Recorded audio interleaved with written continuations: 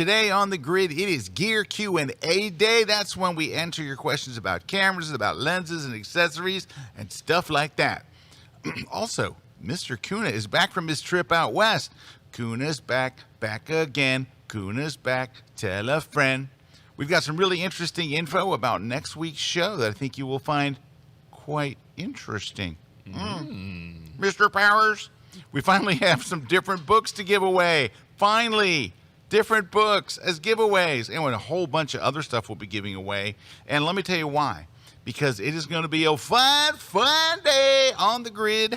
And it all starts in just 23.2 seconds. Let's go! The Grid is brought to you by Platypod, the tripod alternative that is changing the world. Everybody has a Platypod. You should too. Go to platypod.com. Hey, welcome to the Grid, everybody. Whoa. Whoa. Look at that jib. Look at the jib. Yeah, okay. Hey, welcome. Hey, it's hard to believe it's run DMC. Wow. C. They're the kings of rock. There ain't none higher. Sucker MCs should call them sire. To enter their kingdom, you must use fire, and they won't stop rock until they retire. I don't know. Hey, welcome, everybody. Look who's here. I'm here. Kuna's back again. Kuna's back. Yep. Tell a friend. Anybody get that reference? Anybody? Yes, I got it. Okay, good. All right. Turn of the century right there. Yeah, I know. It's what is this? Old school Wednesday. Must be Wednesday because it's a great time. We are glad you're here. We've got all kinds of stuff. We got some new giveaways. Thank God. We finally got some new books. Yeah, so I'm excited about that. Some new stuff. What else we got going on? All right, I'm going to tell you right off the bat about next week's show because it's going to be a banger. Are you ready? Are you ready for this? I'm telling you a week in advance, which we never do. We never do. Because you got to get mentally prepared for this. Here's what we're going to do. Next week, we're going to make somebody's photography dreams come true. So somebody watching the show live is going to tell us in the chat, hey, my dream is to do blank. And we're going to pick one of those people, whatever it is, and we're going to make it happen. Yeah, like your dream photo shoot. Like even if we have to fly you someplace or hire models or hire assistants or rent you a lens or whatever it is, we're going to pick somebody next week and we're going to make their photography dream shoot happen. So that is our topic for next week. We'll be talking about I think it'll be number one. We'll also talk some of our photography dream shoots. Oh, yeah. So kind of like just other people's. So it's just the whole topic next week, photography dream shoots. That's it. That's our topic for next week. But we're telling you now so you can be thinking like, what would be my dream shoot? And yours might get picked. It might be something very cool. Yeah. Now, mattering on, if you get too crazy with your dream shoot. Yeah, we probably won't pick you. Probably won't pick that one. If you get too crazy. I need to do a portrait of Prince Charles. We probably don't have a contact. Yeah, I'm probably not going to be But if you say, I want to do a portrait of Erik Kuna, we probably do have a contact. I can get that done. So if you're like, my dream is to do a rocket shoot at the Cape, I probably know a guy. I probably could pull some strings. probably know a guy. So anyway, something like that. NFL shoot. We might be able to pull some strings. Yeah. Whatever your thing is, we're going to pick somebody that we're going to make your dreams come true. That's next week on the grid. So put it on your calendar. Start thinking about it because I think it could be really fun. All right. That's next week. What else is up? Oh, so tomorrow. So usually we release a new classic Kelby one every single week. All year long. It's a lot of classes. Every week we release a class? Every week we release a new class, crazy. Right? Every single week. Sometimes two classes. Sometimes two, throw it out there. Yeah, there's sometimes we release two classes. We'll release a class and a bonus class. This week, we normally release them on Wednesday night, but mine's going to be one day late because I had to do something. I had to do a little production thing. However, what my class is how to shoot travel like a pro, and we filmed it on location when Erik and I were out in Santorini, Greece. Yes. So I was a production assistant on some of the shoots. Yeah, I might have been holding a reflector. He was holding the reflector over my head right there while Jason's doing the camera work. Some mic work, whatever we need. But we shot the whole thing on location, and I've got my updated favorite tips for taking great travel photos, and that will come out probably tomorrow, worst case scenario Friday morning. but that's what we're going to do. And you're going to be right there beside me. I mean, you are right there. There's a little That was a behind great the scenes. location. I remember That was a that. great location. Had And we a good and lemonade there. And yeah, we had good food everywhere we went. we ate our way through Santorini. But anyway, and also, am I using a phone and I'm telling you when to use a phone? Yes. Yep.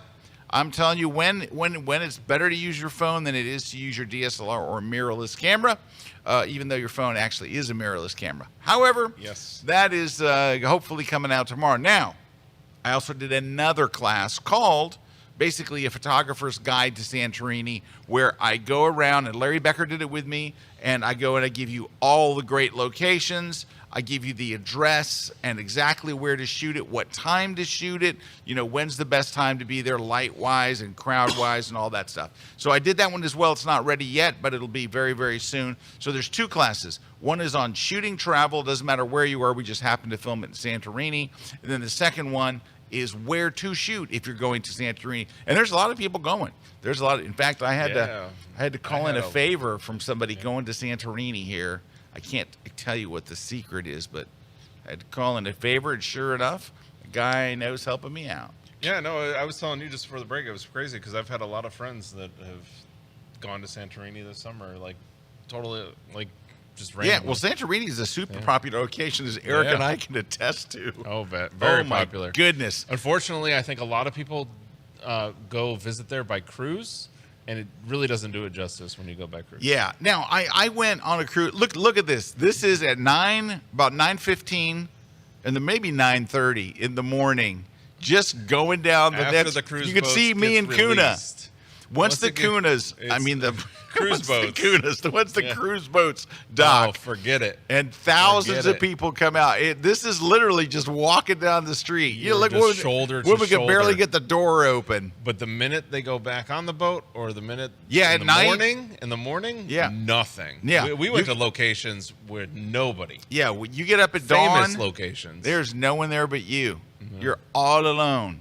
Anyway, but all that's coming up. What else? If you want to go with me to Antarctica, that is in February of 2025. It's part of the Munch Workshops. I'm one of the 10 instructors they have going on that. And so you go to munchworkshops.com, go to MUENCH Workshops, and love to have you come. It's going to be a lot of fun. We have the whole entire boat. And you're going to see stuff you'll never see anywhere else. It's just amazing. And Antarctica is a hot spot for photographers. You can see some right there. Look at that out on a Zodiac, shooting stuff. It's kind of crazy, right? All right. What else? I had one more thing. Was it about the? Well, we got a conference coming up. We do have a conference coming. That wasn't it. But tell them about the conference. Yes, we have a conference coming up in September. Photoshop World. So huge Photoshop conference. If you want to learn anything and everything about using Photoshop, Lightroom, and photography, join us online. You can go to photoshopworld.com to find out all about that. And we've got the instructor list and the sessions coming out I think next week. So everything's coming out next week. All right. Also, here's the thing. I was like, I went blank, right? Here's the thing. Tomorrow night at 7 o'clock, I'm doing a webinar on composition with the Mark Munch crew instructors. Yeah. So tomorrow night, there's a panel discussion about composition. Everyone's invited. If you go by either my Twitter or my Facebook page tomorrow, I will have direct links. So it starts at 7 o'clock tomorrow night. It is a panel discussion on composition. So if you would like to come, it's free. Everyone's invited. Again, tomorrow night beforehand, I will have links on both my Twitter and my Facebook page on how to get on board with that. All right. We got some giveaways. Yes. We got some new giveaways. Yes. So we've got 2 books. So we've got your travel photography book. Speaking of travel photography classes, there's a travel photography book. You can get that over on Amazon, but somebody's going to win that today. And speaking of lighting, we've been talking about lighting. Light It, Shoot It, Retouch It. Scott's book on lighting, shooting, and retouching photos all in one book. You can win that as well. We're also giving away a Platypod disc, which is a cool attachment for your tripod that allows you to kind of mount your camera every which way to your ball head. And then we're going to be giving away a copy of On One No Noise 2024, this year's new plugin for reducing noise and adding sharpening to your photo. Great plugin for not only reducing noise, but it adds back in that sharpening that you lose with noise reduction, and actually adds it back in and makes it even better. So it's really kind of crazy what it does.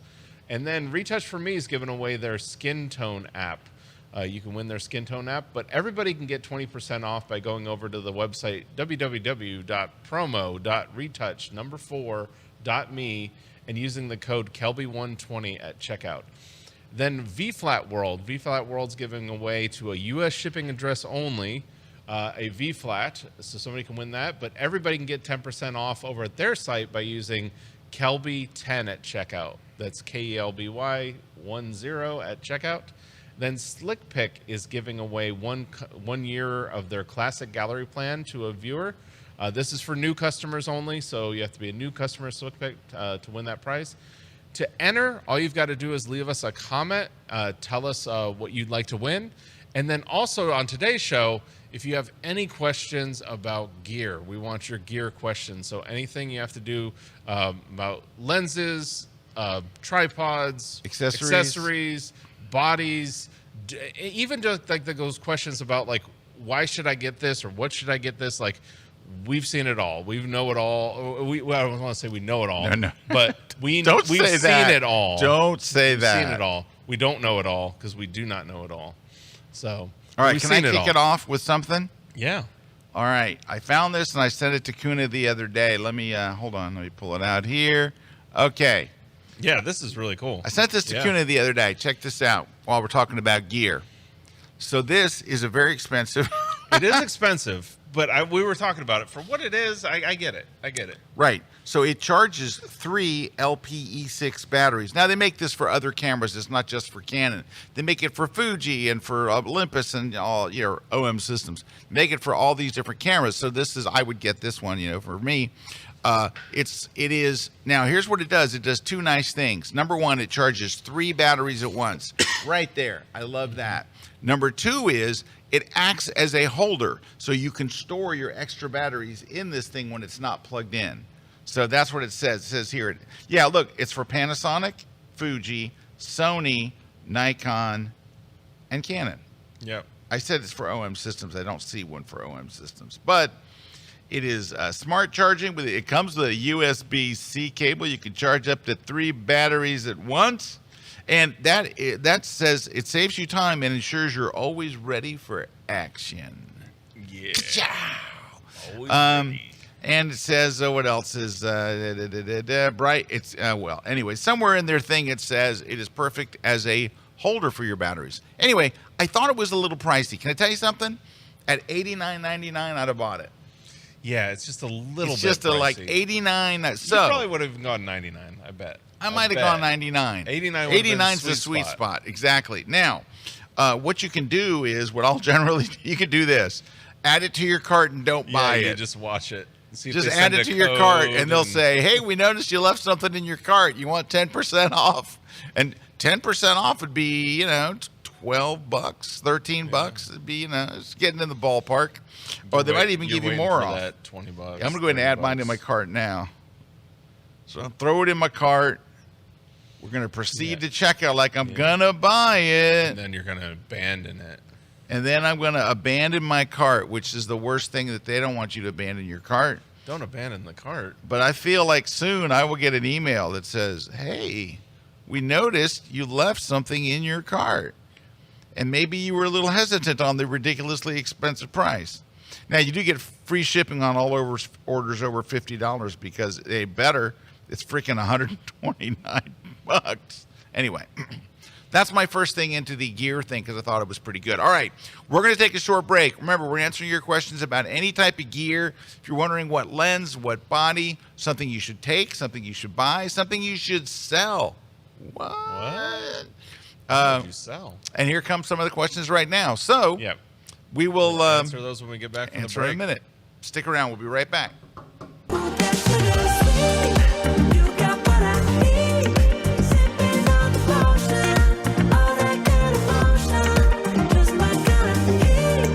Keep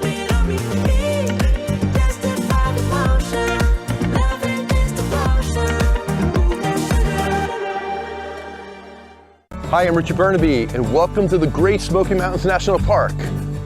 I'm excited to show you some of my favorite places, including Cades Cove, Klingman's Dome, the Foothills Parkway, sunrises, sunsets, rivers, waterfalls, all my favorite places, how I shoot them, and some of my favorite techniques. So come join me on my latest Kelby 1 class.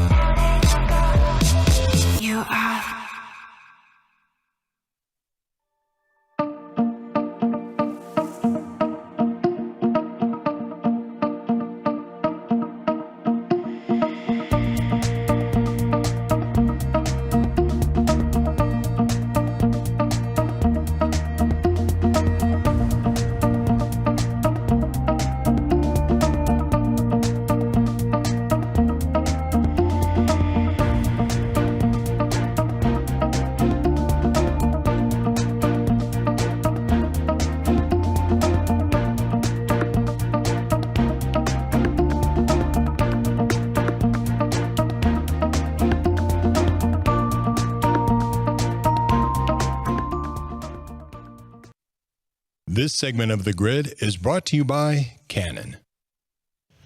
All right. Hey, we are back, and questions are pouring in, which is great. Thank you guys for sending in those.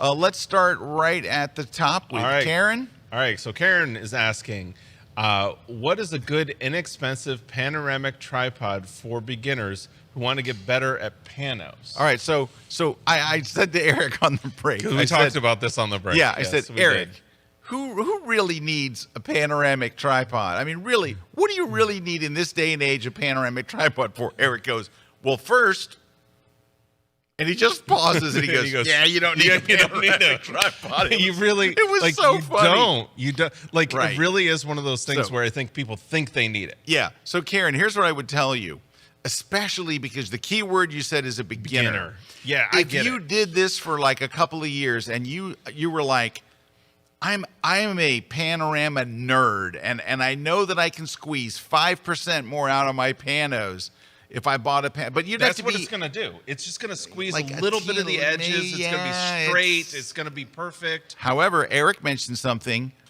and you may already have this, Karen. That would actually help. It will help. It might help as much as a panoramic tripod. Tell him, Erik. Is a leveling base. No, the other thing. Oh. That they might already have. Platypod? A Platypod. Because it has a rotation on the top.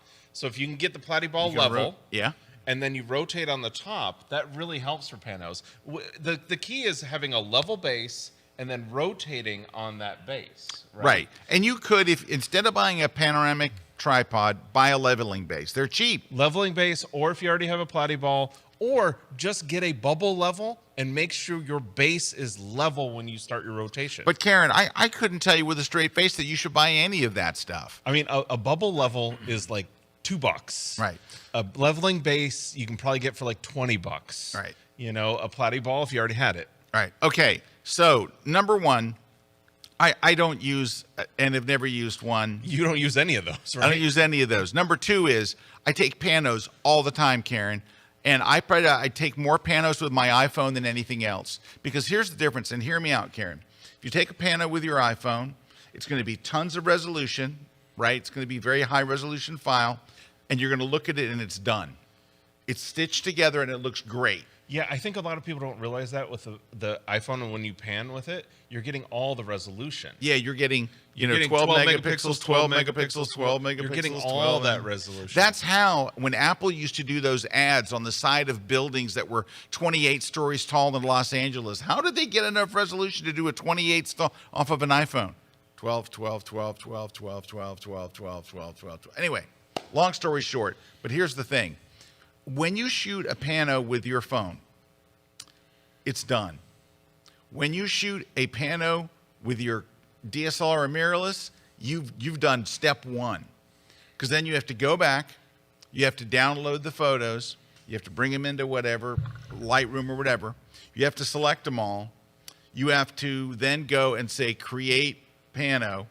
It creates the pano, and then you will have areas that you have to deal with, like corners and stuff where it didn't perfectly line up like the iPhone does for you automatically. You'll have to choose some method to get rid of those, and then you will have a raw photo that is unedited, and then you have to edit it. Or you could just use your freaking phone and be done with it.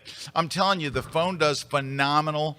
It really does. So what I would say, it's one of those things that the camera manufacturers have not perfected that the phone has. That the phone has. What I would say to you is, as a beginner, if you want to take great panos tomorrow, use your phone. If you really say, no, I don't know why you would want to do it with your DSLR, or I want a higher, crisper resolution, whatever, then there's honestly not very much to it. And I'm going to go ahead and tell you what the whole process is. Basically, you do not have to shoot on a tripod. Now, unless you were at dawn, like if it's super dark out. My use case, which we talked about, is a little different with the Milky Way. I definitely have to. I know we're not talking about, but that's the one that like I'm going outside it. You're talking about. But Eric's got a really day. good point.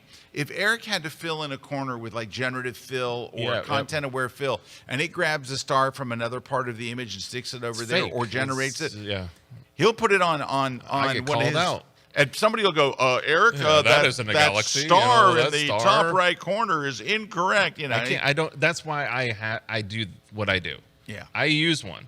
Right. Because of Milky Way. But it's not just because of Milky Way. It's because of Milky Way, and he has a large following on social that expects Erik to get it exactly right. Right? Your average person isn't going to be put through the ringers that he gets put through. I get. All right, anyway, but I hope that answers. But basically, the secret to it is, Karen, just make sure that you overlap your images. Do I have a camera around? Maybe I got a camera here. You could probably get a camera. But when you shoot, you could just take out your phone and just do this.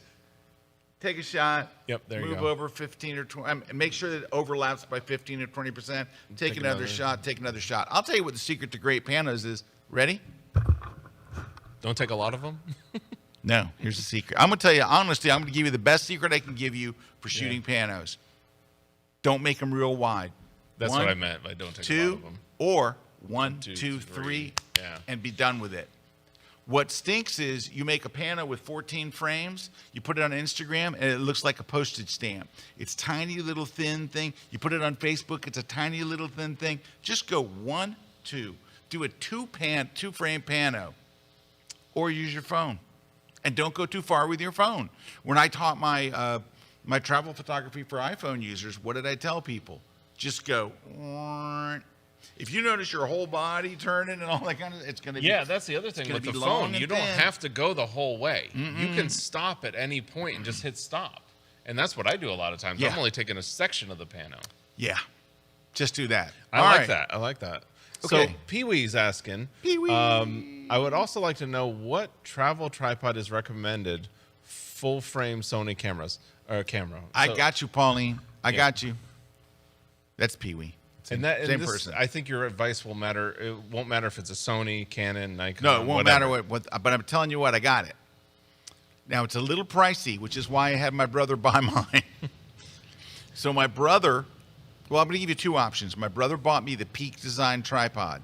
Now, the one that he bought me from Peak Design, their travel tripod, is the lightest tripod you will ever hold, and it sets up and tears down so easily, which I love. I mean, the legs extend out, and they lock. It doesn't have the turning, it's got the locks. Oh, I love it. However, it comes with a ball head that I'm not crazy about. But a guy that came to the VIP Summit, I think it was Dan, told me that you can take off that ball head with a little accessory that you buy from them and put any ball head you want on it. That changed my world. That was it. So I love the Peak Design. Are you trying to find it? Yeah, well, I'm not plugged in right now. So the other one would be the Benro, Benro. And what's the one that ran? Well, his is too heavy. Leo Photo is another brand. Leo Photo makes a very, very lightweight tripod. One of the guys and in my inexpensive. workshop had this knockoff of the Peak Design one. Yeah. And it was very close. Okay, do you know who does it? I will find it. I'm going to have to plug into the... Okay, hold on. I might be able to find it. I was like, that should be copyright infringement. Let me see if this is it. No, that's Peak. It's showing me Peak. It was started with a U. I think it's the same people that make my... yeah, it's this one. Oh, he found it. Is that? Yeah. That's not like the Peak.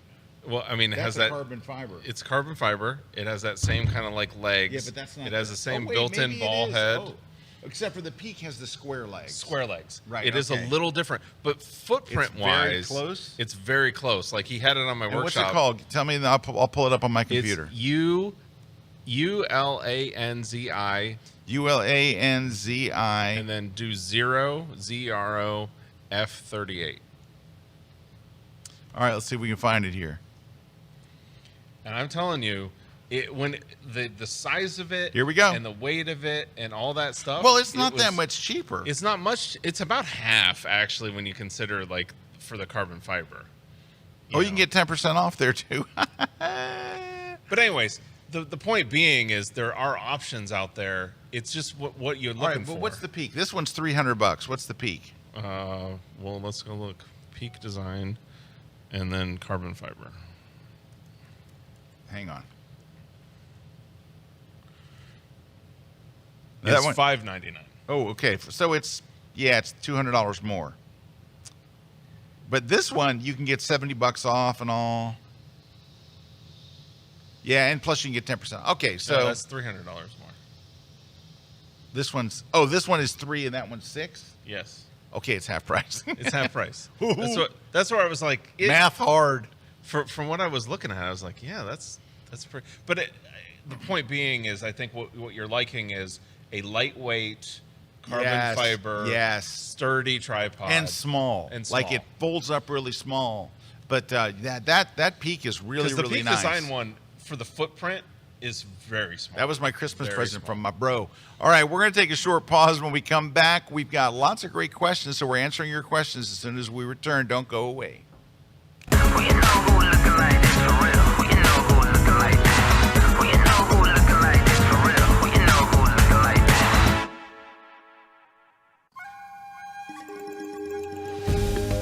Hey everyone, Rick Salmon here. I'm really excited to share with you the news about my latest Kelby 1 class, Safari Photography in a Wildlife Park, which is a ton of fun, but it's also challenging. So in this class, I'm going to share with you everything that you need to know to get great pictures in a wildlife park like Fossil Rim Wildlife Center in Glen Rose, Texas, where I am right now.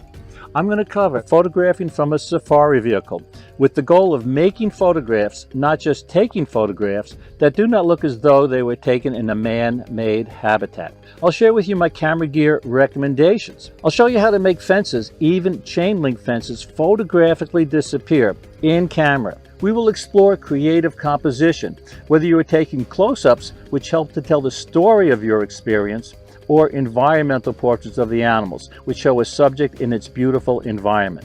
By the end of the class, you will have enough photo info to take pictures in a wildlife park that look very, very similar to pictures taken in the wild. So my friends, I really hope you can join me for my latest class only on Kelby 1 Platypod.com.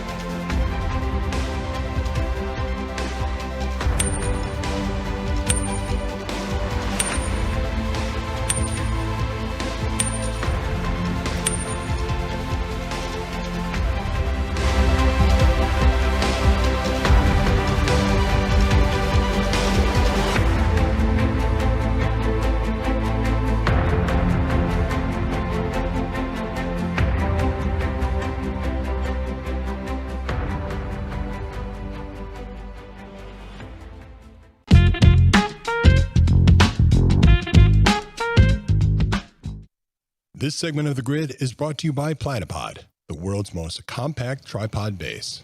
All right, we're back. We're answering your travel or your gear questions. Yep. And we have a travel gear question here from Junk Email 2433, which I love that.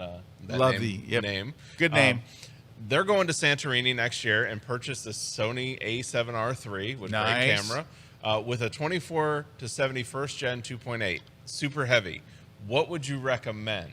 I got you, Junk So Email. get away from the heavy one, right? I got you. Sony makes a 24 to 240. It is a f3.5 to f6.3.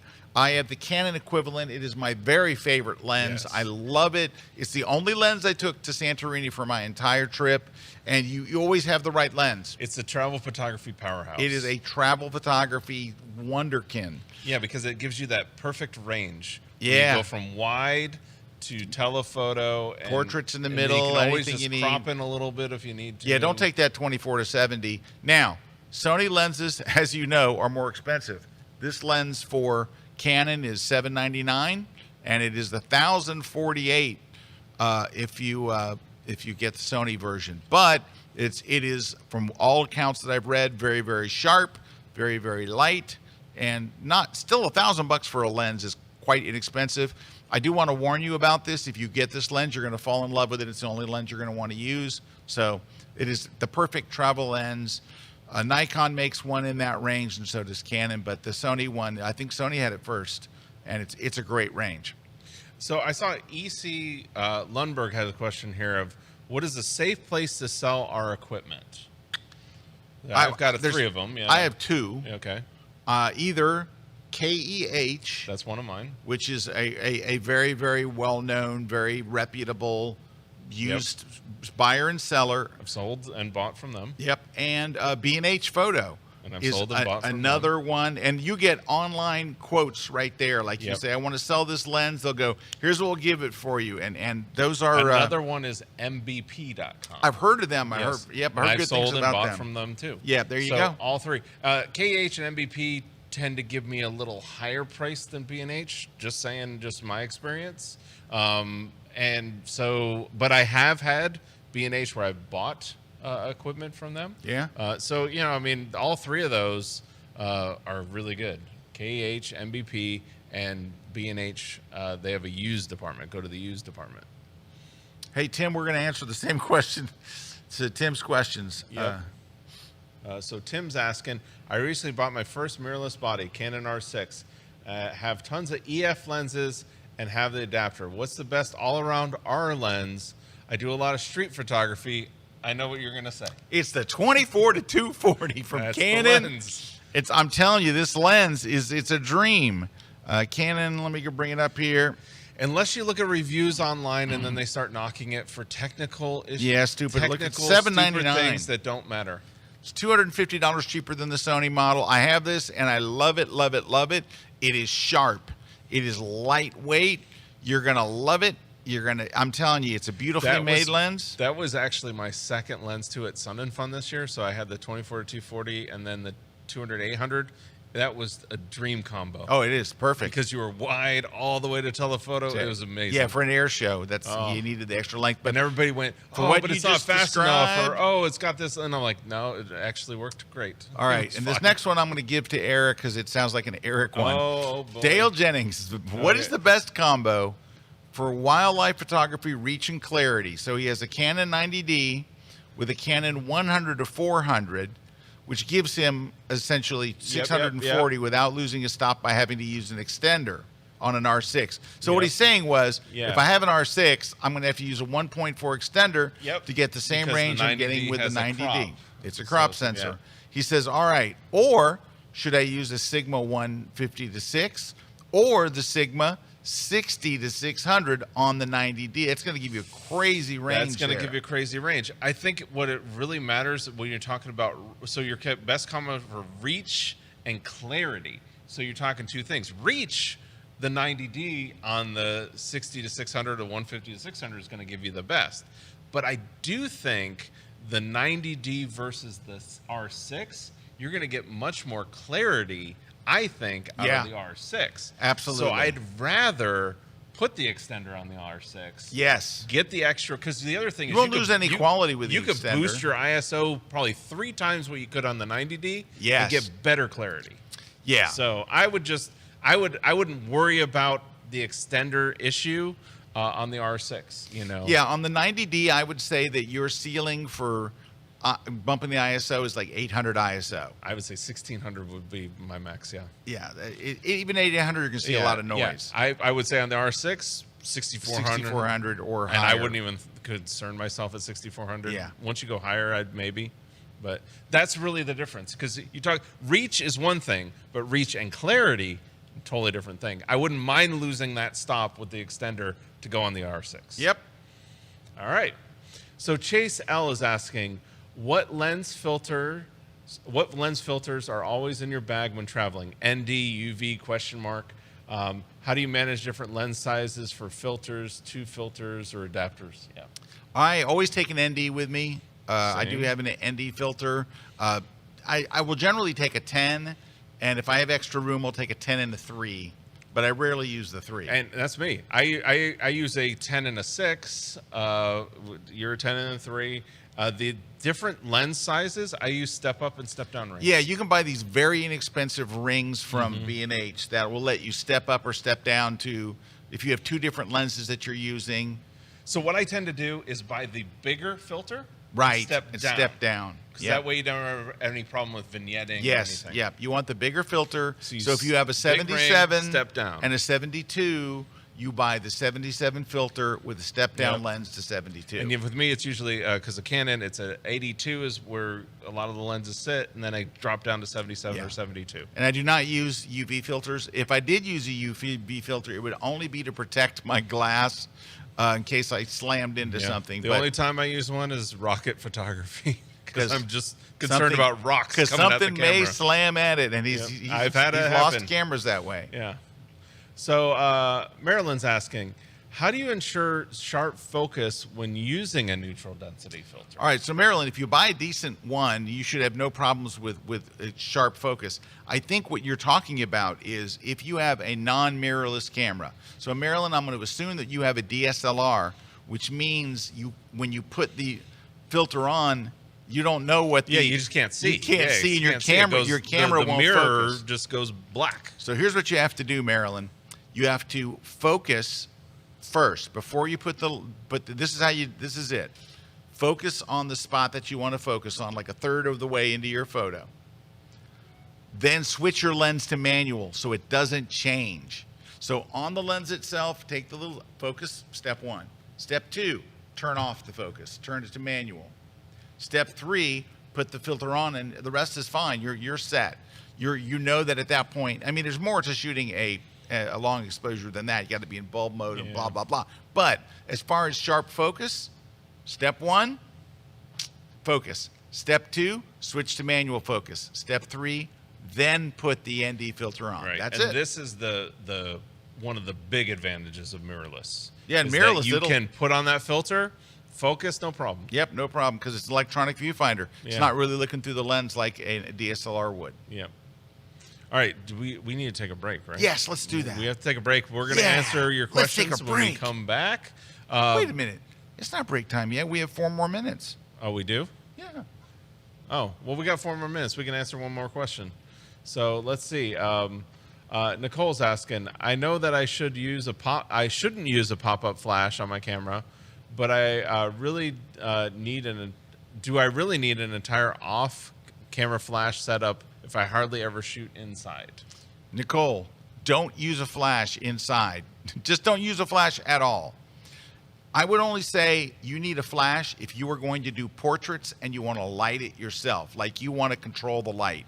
But for everyday use, do not, even if you're indoors, Right. especially if you're indoors, to light the scene, do not use a flash. And why Don't do it. Why wouldn't you use a flash indoors? if Because you it want looks to? terrible. Yes, that's it what looks horrendous. So here's the thing. Of But course, we've kind of been told this. We, Right. you know, like it's a hard thing because the Right. thing pops up when All right. you do it. Well, and she all that. says, I know I shouldn't use the pop-up Yeah, flash. yep. All right. So the pop-up flash is going to make the light look bad. Yep. So now you're going to take a bigger, brighter one and do the same thing.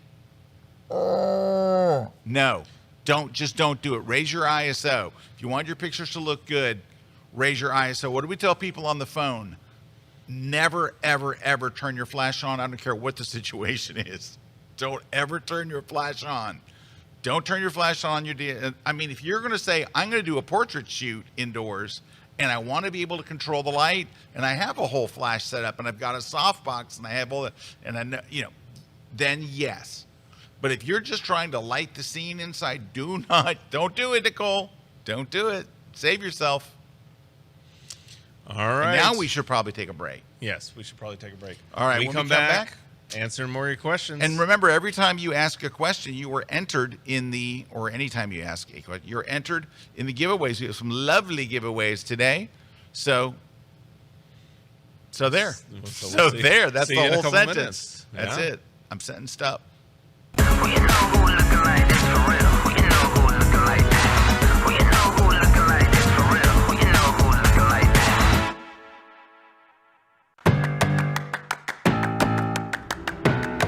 Well, hey everybody, Erik Kuna here, and I'm here with another class on creative techniques for airshow photography.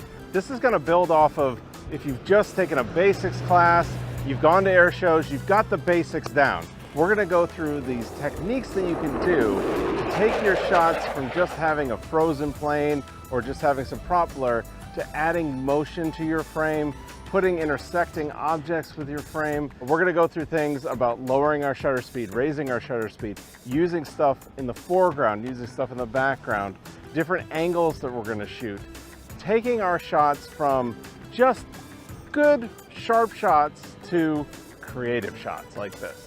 So join me over at my class over on Kelby1.com, all about creative airshow photography techniques. I am a portrait and wedding photographer based in Valencia, Spain. I do mainly commercial and editorial photography, and I retouch up to 100 photos a month. We shoot almost every day for all kinds of clients, such as commercial, beauty, and fashion. And we retouch our work more often, like every other day. I used to spend over 1 hour for one photo. If we want professional results, we must remove skin blemishes, do micro dodge and burn, highlight eyes, whiten teeth, and even reduce wrinkles in clothes. And this can easily take me up to 2 hours of work for each photo. So when I saw that there's a plugin for Photoshop that helps you retouch quicker, I was eager to get my hands on it. I read many feedbacks about it, and I found a lot of positive reviews, which made me to consider buying my first plugin. One of the challenges we have at the end of a session or wedding is to achieve an edition in our photograph that look natural. This is where retouch for me has become a game changer. I love the feature that you can pick how much effect it has on your photo, and you can adjust it accordingly to your style. I saved a lot of time and always end up having amazing result with my work. I am extremely happy with the quality. Now, I am more efficient and have more time to spare with my family. This segment of The Grid is brought to you by B&H Photo, the professional source since 1973. Hey, we're back. Scott and Erik are here. Hey, I have a class I want to recommend for you because we've been talking about travel photography, giving away the travel photography book. Tomorrow we've got my class. This is a different class, but it was shot on location in Lisbon, Portugal. It's called How to Organize and Back Up Your Travel Images. This is a question I get asked so much that I did a class on it. So what I get asked a lot is, Scott, so how do you make sure everything's backed up, and how do you organize your images? And when you get home from your trip, how do you get your images from your laptop into your home computer and have everything synced up and it kept all your sorting and your edits and all that? Anyway, I did this class in Lisbon, and so it's on location, and I take you through exactly what I do. I have my own procedures and things in it, but it's easy. But I did a whole class on it. That's Lisbon right there, the home of Chiquinando. In fact, I think Chiquinando is probably somewhere standing near me when I did this. And this is just, the whole class is just us walking down the street. That's oh, wait a minute. Wait, hey, there's the front desk. And wait, hey. Who's this guy? That's Nando. Over here, there is Nando, a little Chiquinando sneaking in. And boom. There I am in the hotel in Lisbon. Anyway, so I don't know if you know this, that we'd love for you to join Kelby One, but you don't have to. You could go buy this class. You could go watch it and own it for $29, I think. Yep, $29. That's cheap. Forever. So $29 and it's yours forever. So if you do travel, or you're thinking of traveling someplace else this summer or something, and you're like, how do I manage all this? How do I make sure I'm backed up? How do I sleep at night? How do I not lose my stuff? What do I do when I get home? I cover it all. It is. Now, I would always recommend 8 lessons that long. you just subscribe to it, because then you can watch every class Scott is ever recommended. Yeah. You're better off that way. I'm But trying to see what the however you want to do run it, time fine with is. us. Yeah, it's a short class. It's 34 minutes long, but I think you'll learn a lot, and it will really help you out. I've got a very nice, easy to do, nothing's complicated. All right, let's get back to your questions. Right, so, hey, that's at kelby1.com. Tell a friend. Yep, we're back again. All right, Bobby's asking, would you sell the Sony 24-240 lens and buy the Tamron 28-200 f2.8 to 5.6, which is lighter and cheaper, by the way? No. Why not? Well, because for the because same reason why I wouldn't. Because 28, it's just not wide enough. I had a 4 28. millimeters. I know it doesn't it sound doesn't like it sound would like make a much. difference, but it does. Ask anybody who has a 14 and then they get an 11. Yeah. I'm telling you. Yeah, or 16 And to a that 14. Sony is same very, thing. very sharp. I imagine it's sharper than the Tamron. I haven't tested both side by side, but the Sony lens is deadly sharp. And Don't then do it. 200 into that 240, it's nice to have Yeah, that little bit it's nice extra. to have a little more, bit I'm extra. telling you. You know, because usually when you're pushing out, you want I mean, to get a and little closer. how much could you possibly save? 2 ounces? 3 ounces? I don't know. All right, let's move on. All right. So Paul's asking, I see more and more L brackets and lens feet supporting quick disconnect ports to rapidly attach and detach strap systems. What's your thoughts?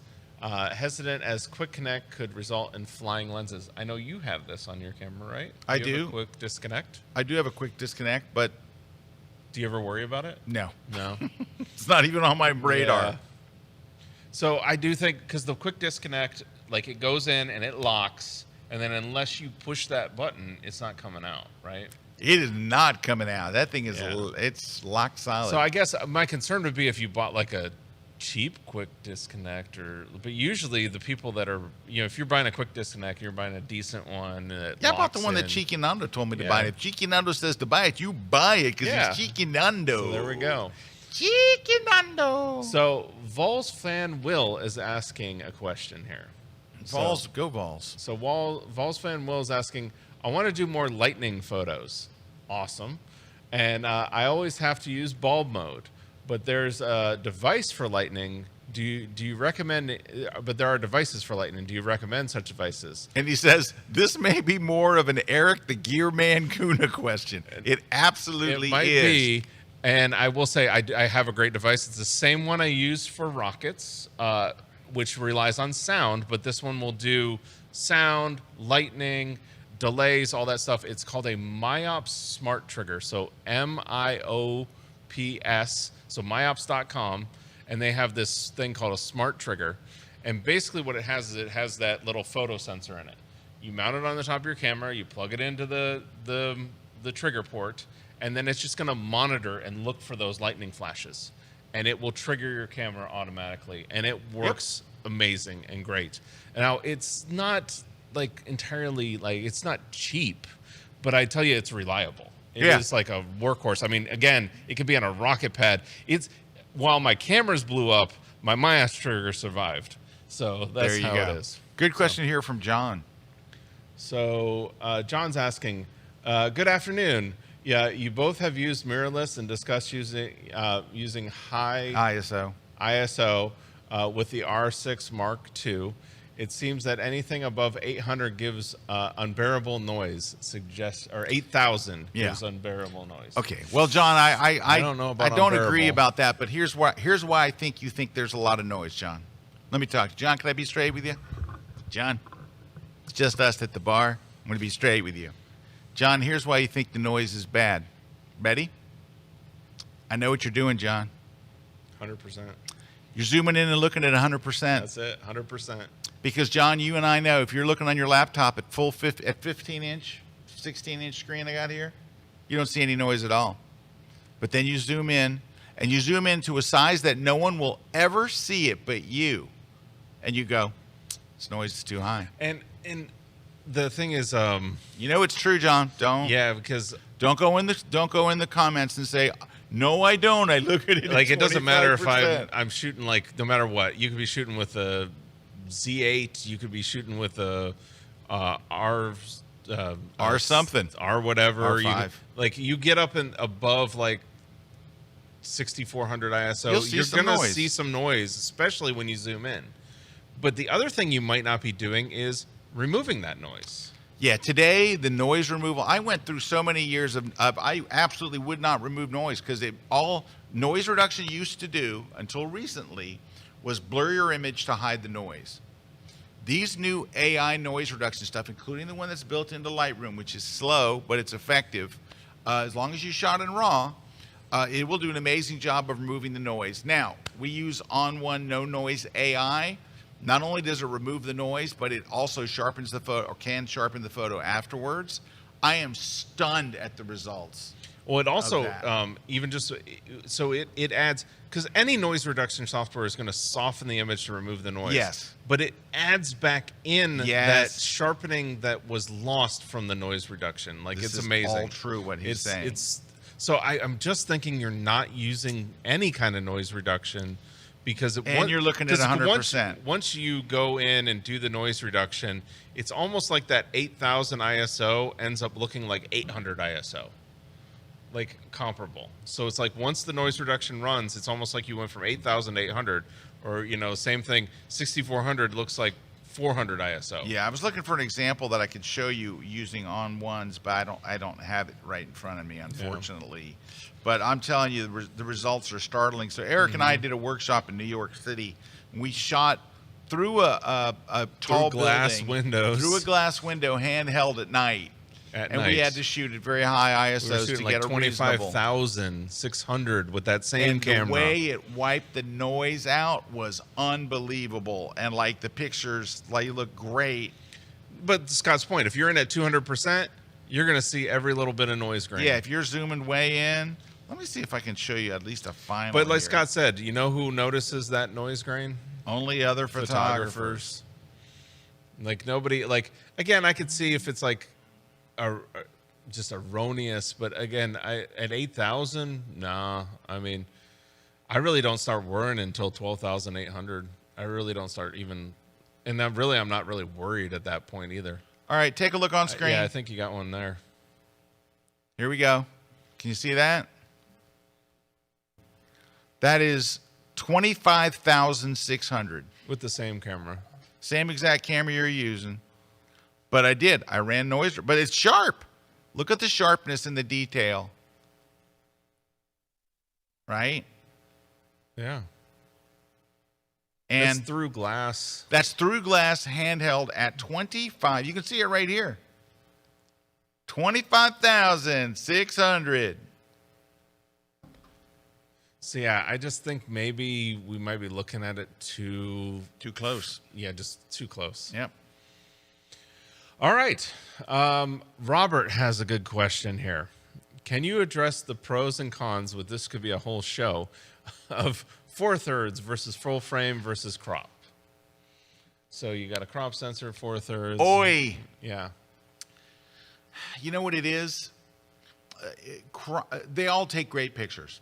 4/3 takes great pictures, full frame. Yes. Crop chip. Yep. The thing about the crop chip is there are certain situations where it is an advantage. Yes. And the advantage is because it is a crop sensor, it will get you closer with the same megapixels. In other words, if you have a 24 megapixel full frame and a 24 megapixel crop, you put the same lens on both of them. This lens will get you closer without like having the to crop. earlier comment that was talking about the 90D versus the R6. You're immediately getting that 1.6 on a Canon. Yeah, you're getting 60% 60% closer. Yeah. Just 60% for doing closer nothing. for doing nothing. Doing nothing. But to buy a lens that would get you 60% closer could be very, very expensive. Yes. So that's an advantage of the, and the same thing on the 4/3 side. Right. 4/3 gets you even closer. Yes. So what's the disadvantage? The disadvantage is they don't handle noise nearly as well. So that camera that is a crop sensor is not going to handle noise quite as well. Now, that being said, some of the new crop sensor mirrorless are better at noise. Like, what's the Canon? Well, there's R7 that handles noise very well, but there's even 4/3 that handle the noise very well, like the Panasonic. Traditionally, and the Fuji. that has been the issue. That traditionally it has. The other thing is, the bigger sensors are going to get you easier time at depth of field. You know, it's going to get you a little bit easier time at depth of field. I mean, but that's sometimes an advantage and a disadvantage. That's an advantage of shooting with your phone. Your phone. Landscapes are going to become sharper by nature because the sensor size is smaller. So it's just going to become sharper by nature. You know, so there you go. I mean, there's like going to naughty be by nature. Yeah, there's just going to be a bunch of different things. At the end of the day, it really is whatever's good for you. The thing is also light coming into the sensor. The bigger the sensor, the full frame sensor. I shoot night photography, low light photography. You've got an issue of you're going to capture better with a full frame than you are with a crop. The other thing is stars are going to blur much easier with a crop sensor. So there's all these things that can go and become an issue. But at the end of the day, it's just whatever you're comfortable with. There you go. Well, we've run out of time for this episode, but I just want to remind you next week, we still have prizes to go, so don't go away. But next week, we're going to make some photographer's dream shoot come true. You're going to let us know what your dream is, and we're going to see if we can help you get there. Whether it has us flying you somewhere, renting you something, setting up a shoot someplace. Yeah, coordinating something. We're going to take somebody. So be thinking from now to next week, what would be my dream shoot? And we'll see. We're going to choose whatever one we think we can make happen. The easiest for Erik and I. I'm going to be straight with you. We're not going to do the one that's the biggest pain in the butt. So... unless it's a really cool idea. And unless it's a really cool idea, and we're like, yeah, we got to do that. I don't know. Yeah. We're bad about that stuff. We'll be suckered right in. All right, Erik, who's winning stuff today on the grid? The Platypod disc is going to Wayne Barry. The travel photography book is going to Jeannie P. Then or Janie, either one. Janie, yeah. And then we've got Light It, Shoot It, Retouch It is going to Robert Holder. And then the On One No Noise 2024 is going to Patty Foster. And then Retouch for Me, the Skin Tone app, is going to Doris Cobb. Then we've got the V Flat going to Jim Kaversky. Yeah, and then Slick Pick is going to Dennis Clark. And how do they get all their they're going to do is they're going to email us over at gridprize@kelby1.com. We'll verify information, then send out your prize. Just please do that by this Friday. Whoop, whoop. Well, there you go. What a fun day it has been on the grid. Don't forget, go join Kelby One. It's an awesome thing. That's awesome. All we can say about it. It's awesome. Awesome. If you want a class every single week taught by the world's best instructors. And it's an awesome Look at that. community, People like too. Karen Hutton. Look at that. Karen's brilliant.